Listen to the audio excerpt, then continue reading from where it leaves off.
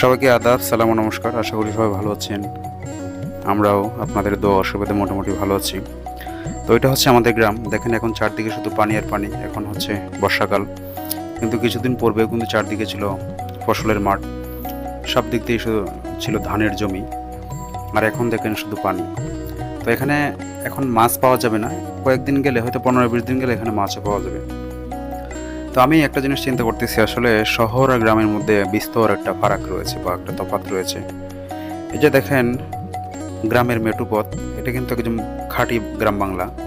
এখানে যারা বসবাস করে তাদের আসলে এত চাহিদা নাই, মোটামুটি চাহিদা নিয়ে তারা বসবাস করে। কিন্তু শহরে যারা থাকে তাদের কিন্তু বিশাল একটা চাহিদা। আর কিছু মানুষ আছে যারা গ্রাম বাংলা থেকে কিন্তু শহরে চলে গিয়েছে, কারণ ওরা চাহিদার জন্য চলে গিয়েছে। আর যারা আগে থেকে শহরে বাড়ি বা সেখানে জন্মগ্রহণ করেছে তাদেরই সব আলাদা। তো কিছু মানুষ আছে চাহিদার কারণে কিন্তু শহরে উঠেছে, তো তাদেরই সব আলাদা।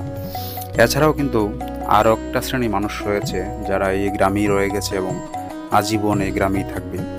গ্রামে থাকার একটা শান্তি রয়েছে যেটা শহরে সম্ভব না। শহরে যে কোলাহলপূর্ণ পরিবেশ, যানজট, ঘনবসতি, সেটা কিন্তু গ্রামে নেই।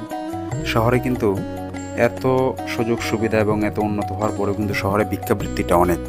সেই তুলনায় কিন্তু গ্রামে এই ভিক্ষাবৃত্তিটা অনেক কম। গ্রামে দেখবেন সারাদিনে একজন ভিক্ষুক আসে কি না সন্দেহ কোনো বাড়িতে।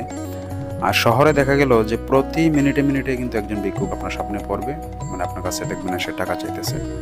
তো এটা আসলে শহরের একটা বেদি বলতে পারি আমরা, কিন্তু গ্রামে কিন্তু এটা খুবই কম। গ্রামে এটা দেখা যায় না বললেই চলে। আর গ্রামের মানুষ শহরের মানুষের মতো এত টাকা পয়সা নেই, এত ধনী নয়, কিন্তু তাদের মন মানসিকতার দিক দিয়ে কিন্তু তারা ধনী। শহরে দেখা গেলো পাশাপাশি বাসা একজন আরেকজন কিন্তু জিজ্ঞেস করে না।